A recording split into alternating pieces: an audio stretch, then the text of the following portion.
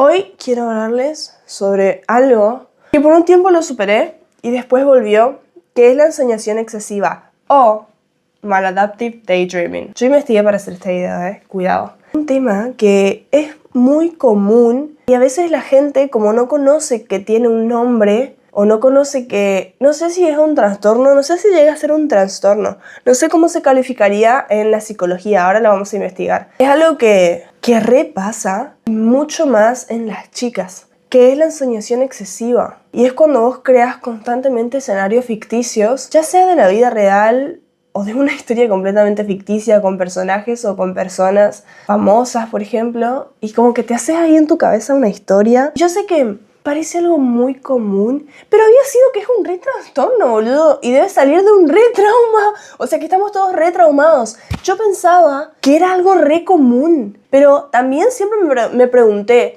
porque yo tengo mucha ensoñación excesiva, o sea, no todo el tiempo, pero por lo menos un par de minutos al día pierdo en esos escenarios. Y yo sé que parece re esquizofrénico lo que estoy diciendo, pero existe y es mucho más común de lo que todos creen. Y en algún momento todos nos creamos escenarios ficticios. Todo el mundo. Pero la diferencia está en que no todo el mundo vive regularmente en esos escenarios ficticios. Generalmente son con personajes ficticios. Lo que más veo en internet. Yo no sabía que tenía un nombre hasta que un día me lo encontré nomás en TikTok. Yo descubrí todo esto por TikTok y porque la gente... Me topé con un par de videos de gente que decía que vivía en estos escenarios ficticios como humor, tomándolo como un chiste. Y bueno, en ese tipo de videos descubrí que se llama ensoñación excesiva. Y dije, yo tengo esto. Y no sé si es un trastorno, no sé si es algo re que te grave. Obvio que esto lo tengo que...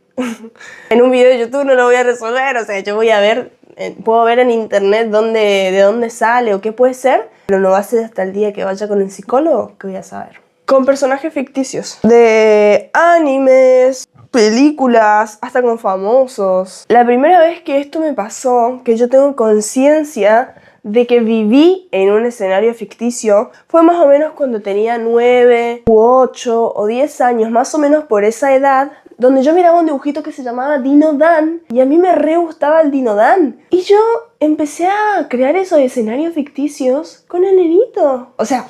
Cuando yo era chiquitita, Tenía más o menos esa edad cuando empezó todo. Pasaron los años y la cosa simplemente fue empeorando. Creo que lo único malo que yo conozca de esto debe ser re malo igual. Porque vos te estás recreando escenarios ficticios. No sé cómo esto puede afectar realmente a tu mente. Tipo, más allá de la cantidad de tiempo que perdés, debe haber una cuestión así tipo más mental, más psicológica, que sea tipo más heavy. Está para tomar una sopita.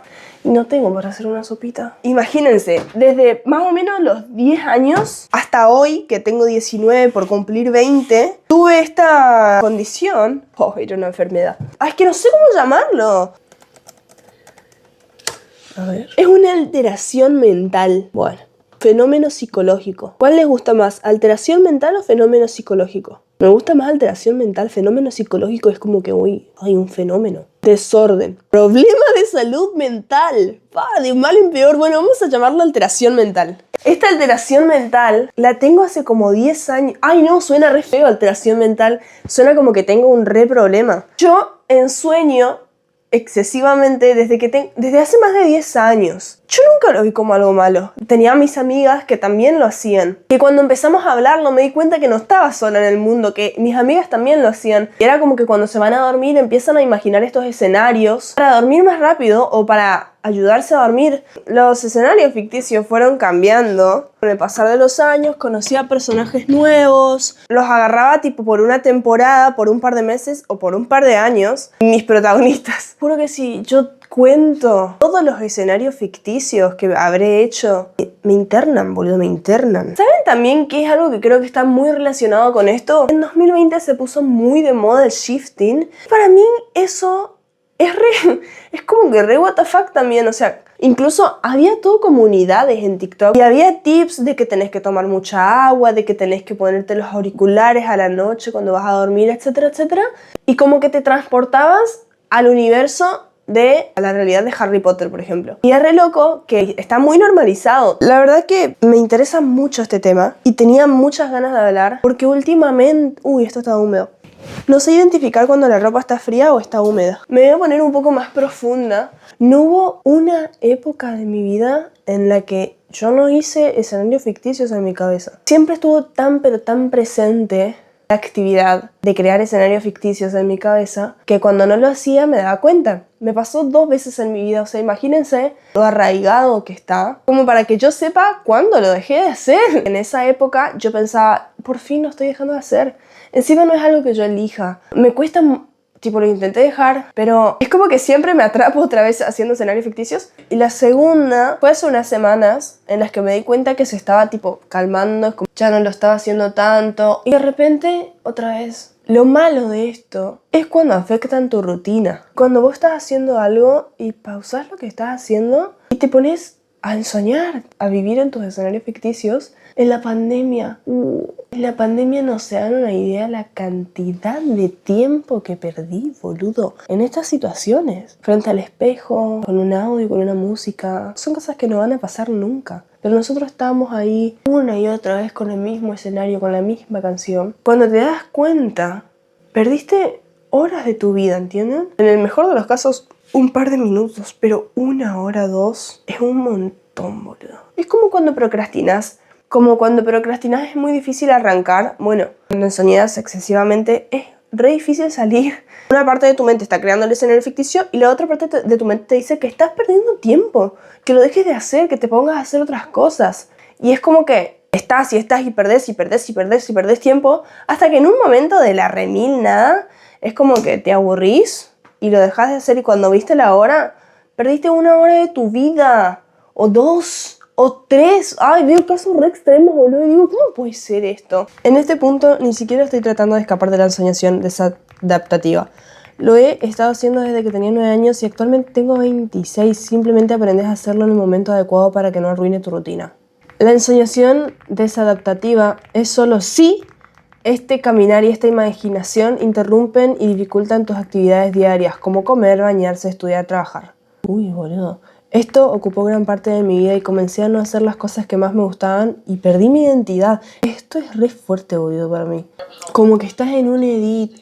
Claro, es como estar en un edit, nunca mejor dicho. Hay ciertas cosas que claramente no vas a sacar de TikTok la información, pero yo estoy buscando testimonios de otras personas. ¿Qué mejor lugar que una sección de comentarios? TikTok está como que muy satanizado de que todo lo que está en TikTok es mentira, porque claro, todos los que convivimos con internet tenemos malas experiencias o siempre una mala anécdota de que vimos algo falso en internet y eso es como que ya te crea la inseguridad, pero no todo, no necesariamente todo es falso. TikTok se usa mucho para educar, para informar noticias. Hay gente, según lo que leo, que le divierte, que incluso se duermen antes para poder hacerlo, que lo hacen mientras miran sus TikToks, tipo sus edits favoritos de TikTok. Y claro, encuentro estas dos caras. La cara que está bien con eso, tipo, lo acepta, digamos. No sé, lo hace porque le ayuda a dormir, le ayuda a vivir más fácil, tipo, le ayuda a que la vida sea más llevadera. Y después está la otra cara, donde estoy yo, que es que no, simplemente no sé cómo dejar de hacerlo. Y es algo que afecta a mi rutina y yo lo quiero dejar de hacer. Entonces están esas dos caras de gente que no sabe cómo dejar de hacerlo y que sabe que está afectando su rutina. Y gente que lo acepta, que tipo, es como que... Y mucha gente lo toma como con humor, digamos. ¿Cómo que se llama ensoñación excesiva y no es porque soy Piscis? Chicas, me sentía tan sola y estamos todas loquitas juntas. ¡Qué emoción! ¿Den tips para dejar de hacer esto? ¡Sí! Te juro que puedo empezar a llorar por un escenario random que inventé. Güey, yo me acuerdo que mi mamá me encontró varias veces llorando en mi pieza, o sea, con la cara toda llorosa. Digo, ¿qué te pasa? Yo le dije, estoy actuando. Esa era mi respuesta siempre, estoy actuando. Y yo estaba ensoñando excesivamente, no lo voy a decir, no sé, estoy creando escenarios, ¿no? Y decía, y yo tenía 13, 14, boludo, cuando esto pasaba. Tengo 30 años y aún no sé cómo evitar esto. Te quita conciencia de tu vida real. Cuando menos te imaginas estás viviendo una vida que no querías, entonces sigues haciéndolo. Es un ciclo sin fin. Me parece, bueno, no todos lo toman como yo igual, pero me parece loco cómo la gente se lo toma con tanto humor. Bueno, yo también soy una persona tipo, es como que el tema de la psicología y todo lo que tenga que ver con la mente y quizás traumas, para mí es como que muy delicado. Entonces, por eso a mí me parece como que medio delicado este tema. Porque, ¿por qué? Eso es lo que me causa mucha curiosidad. ¿Cuál es la razón, entienden? ¿Por qué empezás? ¿Por qué a los 9 años empezás a crear escenarios ficticios? Entonces quiero saber, ¿es a raíz de un trauma? O sea, si tantas personas lo hacen, ¿cuál es el factor en común, entendés? ¿Por qué simplemente lo empezás a hacer de un día para otro? Entonces, hay gente como esta persona que dice, estoy atrapada en mi ensoñación excesiva, quiero dejar de hacerlo, pero no me atrevo, no puedo, me gusta más que mi realidad. Y después hay otras personas que dicen, yo soy muy feliz con mi ensoñación, ni quisiera un tratamiento, puedo tener las dos vidas a la vez. Cada quien vive su vida como quiere, yo no quiero vivir así mi vida, entonces yo sí estoy buscando una solución. Dice que no está reconocido oficialmente como un trastorno en los manuales diagnósticos, pero sí ha sido objeto de creciente estudio. Posibles causas o factores que pueden originarla. Escapismo emocional. Yo nunca sufrí algo como para decir, por esto lo hago. Mi infancia y mi adolescencia fue muy linda, no es que tenía una vida fea, entonces no creo que haya sido por eso. Es más, yo era una nenita cuando empecé a soñar, entonces no sé cuál pinche pudo ser el factor. Trastornos psicológicos subyacentes, como TOC, trastorno por déficit de atención e hiperactividad, ansiedad generalizada, depresión y trastorno de estrés postraumático. No tuve ninguna de esas. Nunca fui igual como para que me diagnostiquen. Siempre, viste que nosotros nos autodiagnosticamos a veces, cosa que está mal, pero decimos, oh, capaz que yo tengo esto, Yo siempre pensé que tenía el trastorno de déficit de atención. Es como que me parece que es uno de los más comunes, pero no sé. No sé, tipo, me lo tienen que diagnosticar un profesional porque yo no puedo decir. Traumas o abusos de la infancia, nunca que yo recuerde. ¿Saben cuál es mi mayor miedo? Pero mi mayor miedo posta, ir al psicólogo y que me desbloquee un trauma. Vieron que la mente es como que cuando pasa un trauma re heavy, la mente es como que puede bloquearlo, como que lo bloquea. Y más si es cuando sos chiquitito. Y mi mayor miedo, boludo, es que me pase eso. Es que, no sé, me empieza a preguntar unas cosas y yo, sin querer, lo desbloqueé y desbloqueé el mayor trauma de mi vida y quedé mal para siempre. O sea, es como que vos sos una persona normal,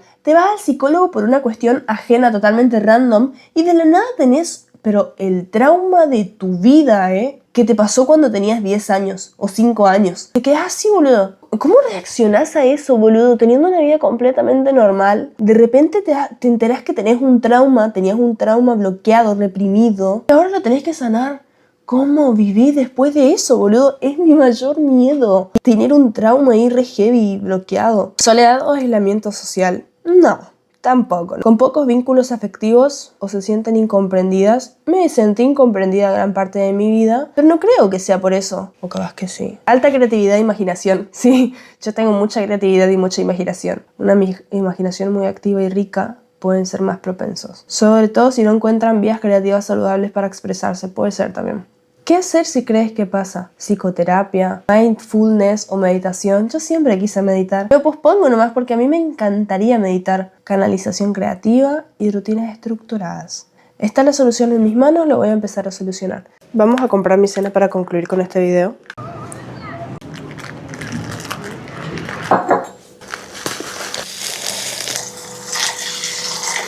Y lo voy a dejar un ratito en la heladera. Miren, más cute, kawaii.